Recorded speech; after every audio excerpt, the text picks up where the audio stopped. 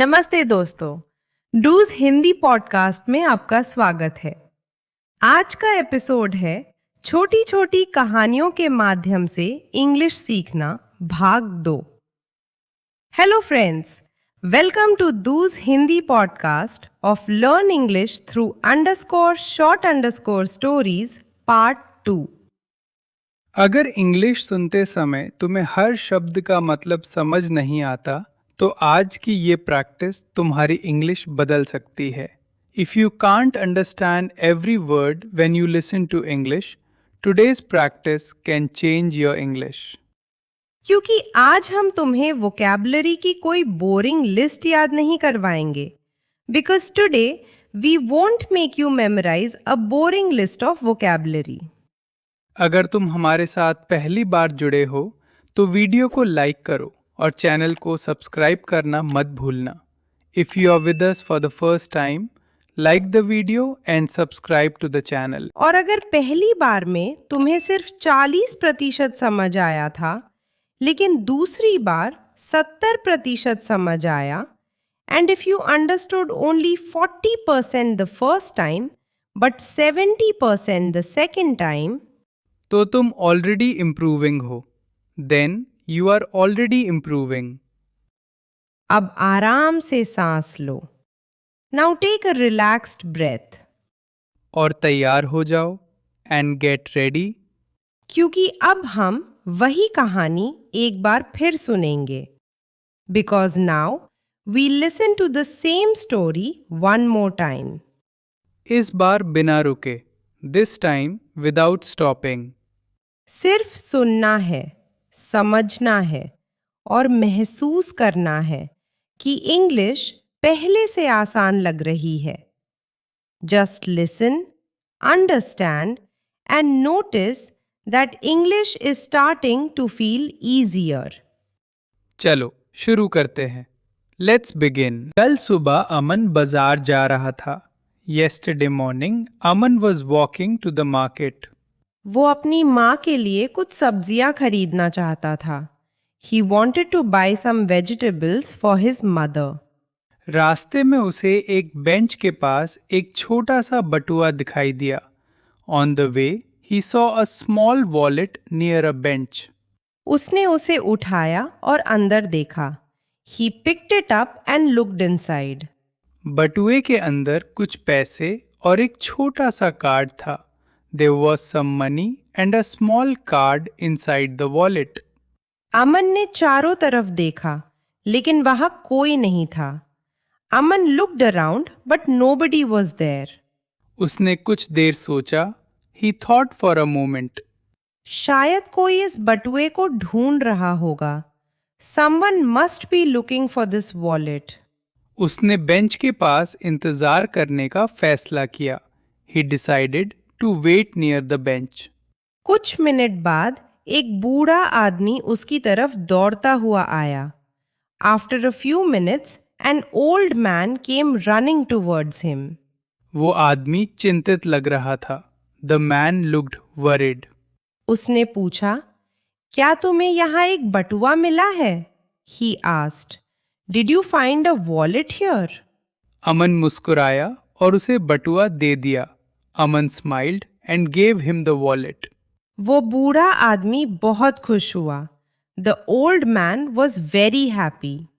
उसने अमन को धन्यवाद दिया और कहा, तुमने मेरा दिन खुश कर दिया। He thanked Aman and said, You made my day. अमन मुस्कुराया और बाजार की तरफ चलता रहा।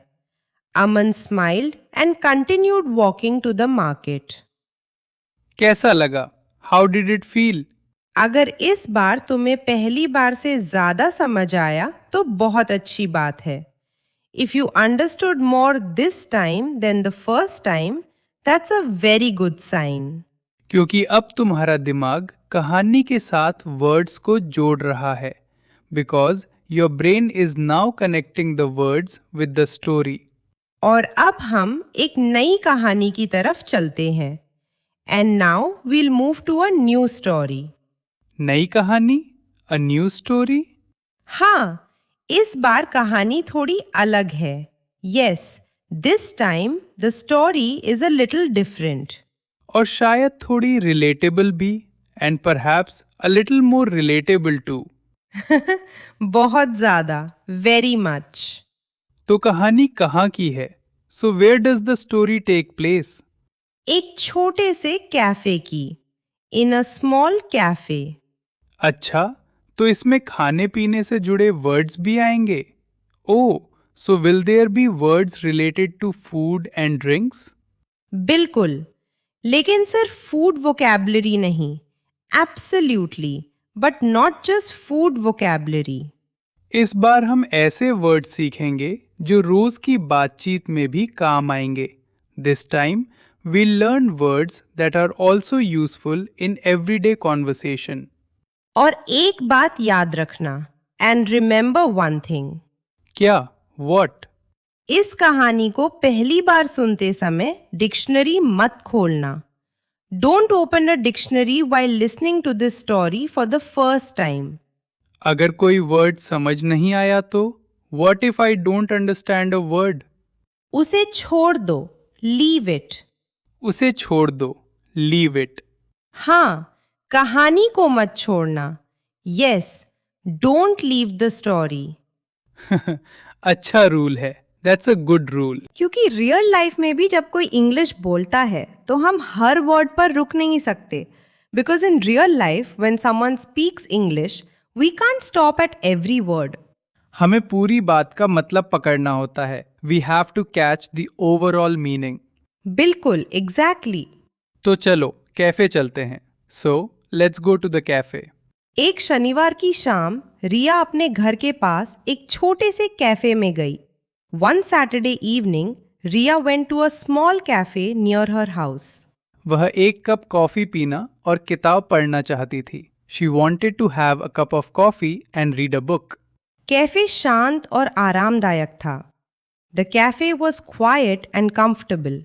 उसे खिड़की के पास एक मेज मिली और वह वहां बैठ गई. She found a table near the window and sat down. एक वेटर उसके पास आया.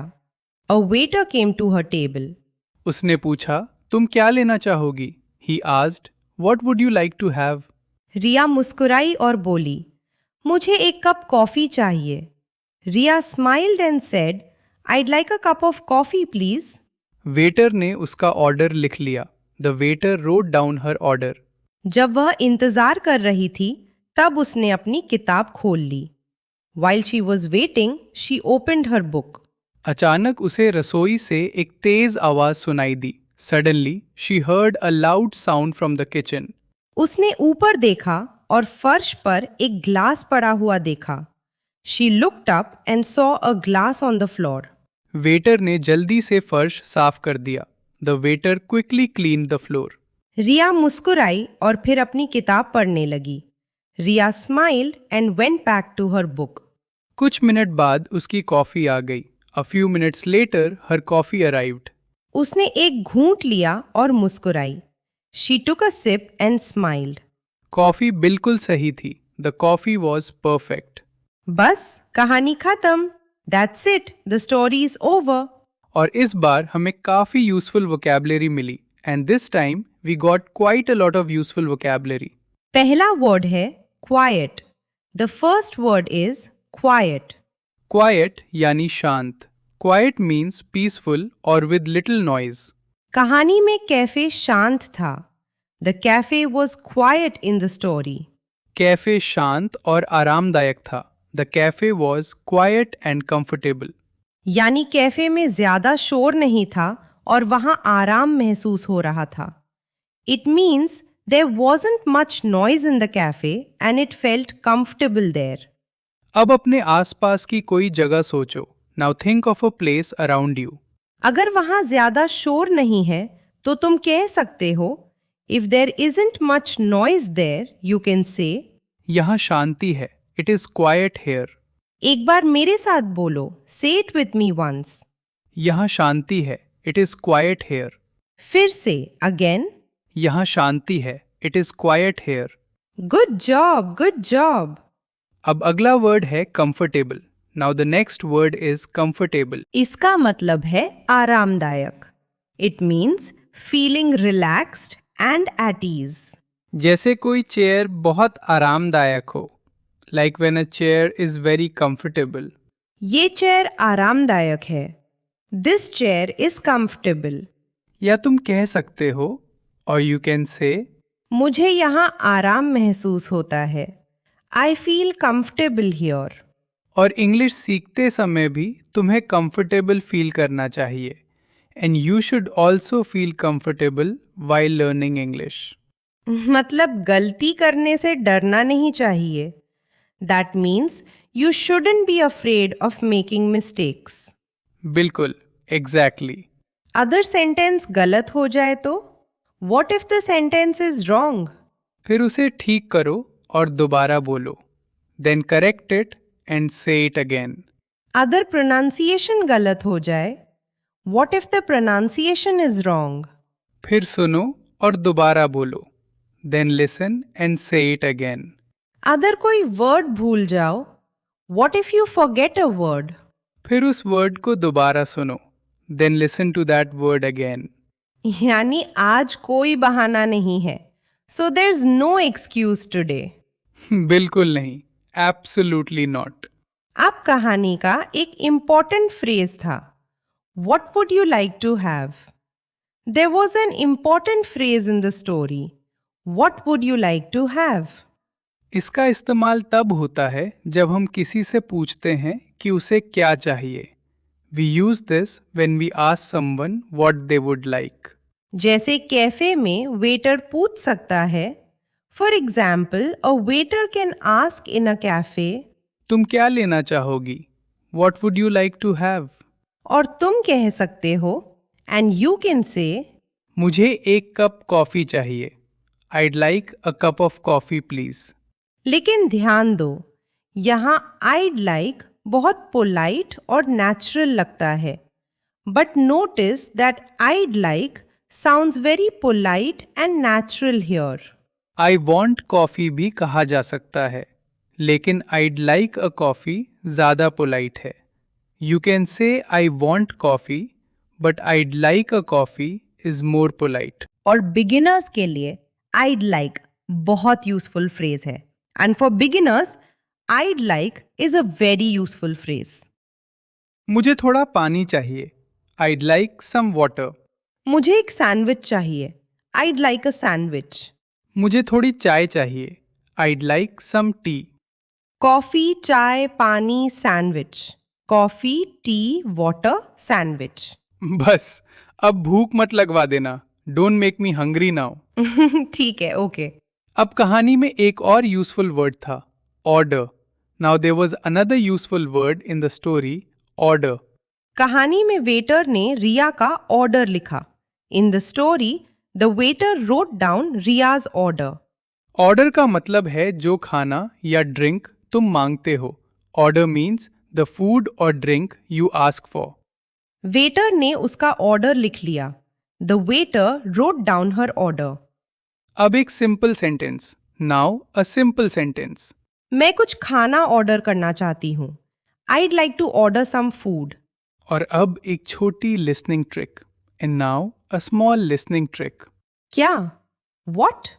जब तुम्हें ऑर्डर सुनाई दे तो सिर्फ वर्ड याद मत करो. When you hear order, don't just remember the word. उसके साथ पूरा फ्रेज याद करो. Remember the whole phrase with it. Order देना के लिए हम प्लेस एन ऑर्डर भी कह सकते हैं. फॉर ऑर्डर देना we can also say place an order. मैं ऑर्डर देना चाहता हूँ. I want to place an order. अब तुम बोलो. नाउ यू से इट. मैं ऑर्डर देना चाहती हूँ. I want to place an order. फिर से थोड़ा धीरे. Again a little slowly. मैं ऑर्डर देना चाहती हूँ. I want to place an order. Excellent. अब कहानी का एक छोटा हिस्सा फिर से सुनते हैं.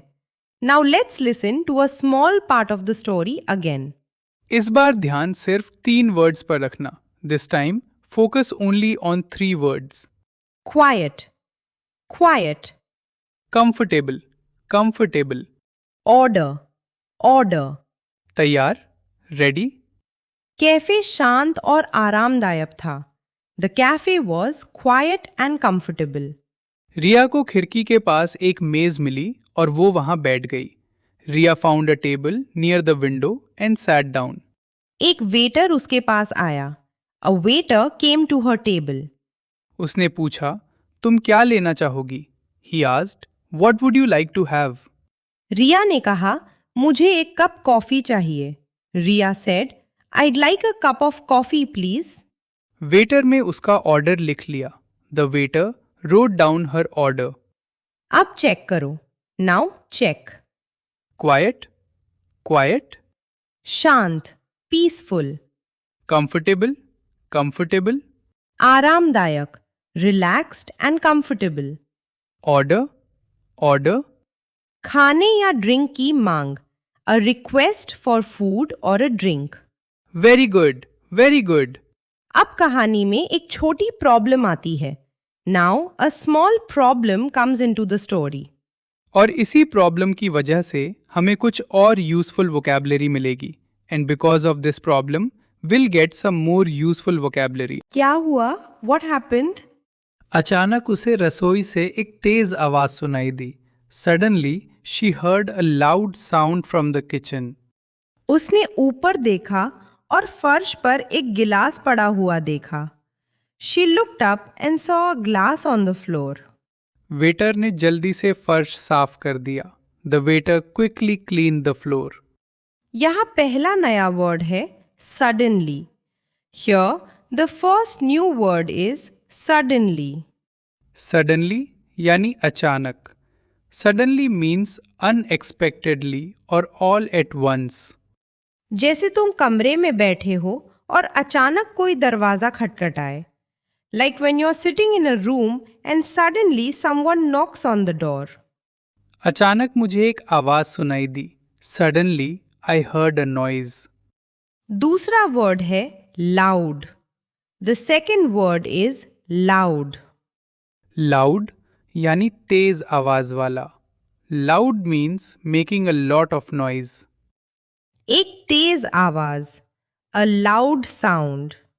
अगर म्यूजिक बहुत तेज हो, if the music is very loud, तुम कह सकते हो म्यूजिक बहुत तेज है.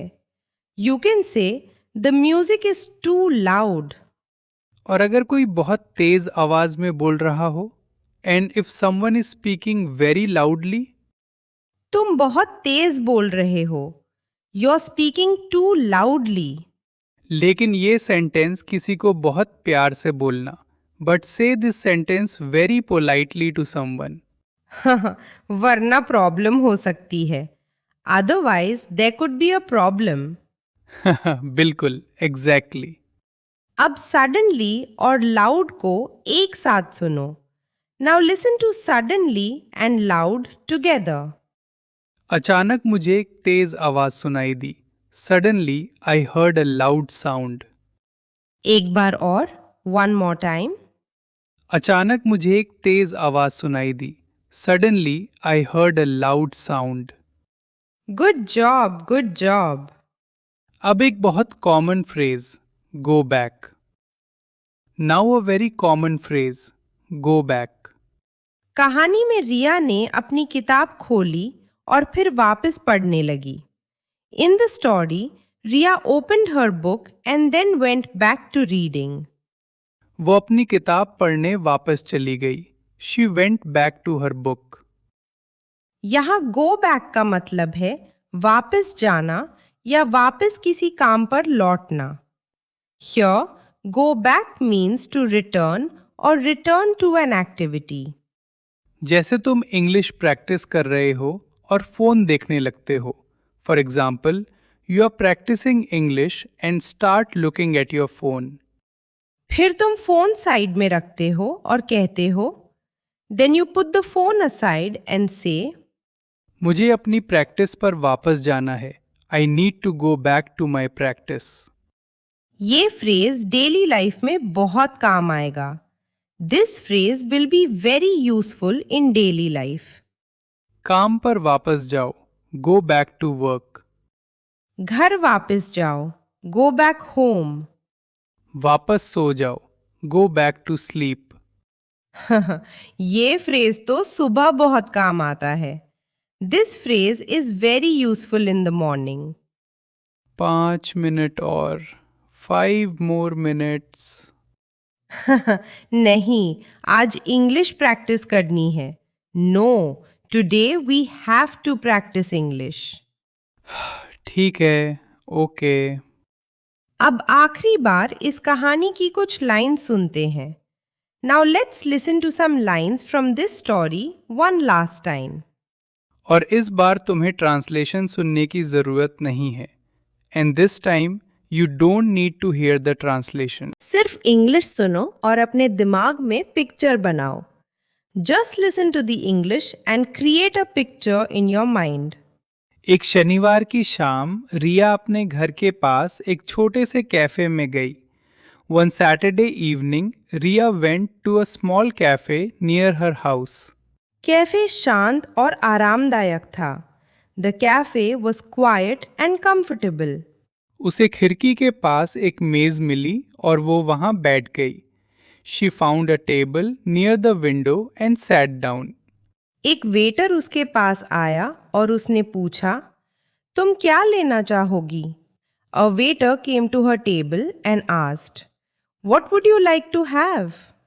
रिया मुस्कुराई और बोली, मुझे एक कप कॉफ़ी चाहिए. Riya smiled and said, I'd like a cup of coffee please. अचानक उसे रसोई से एक तेज आवाज सुनाई दी. Suddenly she heard a loud sound from the kitchen. उसने ऊपर देखा और फर्श पर एक ग्लास पड़ा हुआ देखा. She looked up and saw a glass on the floor. Waiter ने जल्दी से फर्श साफ कर दिया. The waiter quickly clean the floor. Riya मुस्कुराई और फिर अपनी किताब पढ़ने लगी. Riya smiled and went back to her book. कुछ मिनट बाद उसकी कॉफी आ गई. A few minutes later her coffee arrived. उसने एक घूंट लिया और मुस्कुराई. She took a sip and smiled. Coffee बिल्कुल सही थी. The coffee was perfect. अगर तुमने इस बार कहानी को बिना ट्रांसलेशन के समझ लिया, if you understood the story this time without the translation, तो तुम्हारी लिसनिंग पहले से बेहतर हो रही है. Then your listening is getting better. और अगर कुछ लाइंस अभी भी मुश्किल लगी तो कोई प्रॉब्लम नहीं. And if some lines still falls difficult, that's okay. उन्हें दोबारा सुनना ही प्रैक्टिस है. Listening to them again is the practice. याद रखो, इंग्लिश लिसनिंग एक दिन में स्ट्रॉन्ग नहीं होती. Remember, English listening doesn't become strong in one day. लेकिन हर दिन थोड़ी प्रैक्टिस करने से बहुत बड़ा डिफरेंस आता है. But a little practice every day makes a big difference. आज हमने क्या सीखा? What did we learn today? Market वाली कहानी से wallet, pick up, look around, worried और you made my day. From the market story, wallet, pick up, look around, worried and you made my day. और cafe वाली कहानी से quiet, comfortable, order, suddenly, loud और go back. And from the cafe story, quite, comfortable, order, suddenly, loud and go back. लेकिन असली lesson words की list नहीं है. But the real lesson is not the list of words. असली lesson है कि words को कहानी के अंदर सुनो. The real lesson is to hear words inside a story. फिर उसी कहानी को दोबारा सुनो. Then listen to the same story again. और फिर उन वर्ड्स से अपने सेंटेंसेस बनाओ. And then make your own sentences with those words. यही तरीका तुम्हारी लिसनिंग और वोकैबुलरी दोनों को साथ में इम्प्रूव करेगा. This method will improve both your listening and vocabulary together. और अभी हमारे पास एक आखिरी छोटा चैलेंज है. And we have one final small challenge. इस बार मैं आंसर नहीं बताऊंगी. This time I won't give you the answer. मैं 3 फ्रेजेस बोलूंगा. I'll say 3 phrases. और तुम्हें उनके मीनिंग मन में बोलने हैं एंड यू हैव टू से there meanings in your mind. पहला फ्रेज है I'd like. The first phrase is I'd like. इसका मतलब मन में बोलो, say its meaning in your mind. दूसरा फ्रेज है go back. The second phrase is go back. इसका मतलब भी मन में बोलो, say its meaning in your mind too. तीसरा फ्रेज है You made my day. The third phrase is You made my day. अगर तुमने इनके मीनिंग याद कर लिए हैं तो बहुत बढ़िया।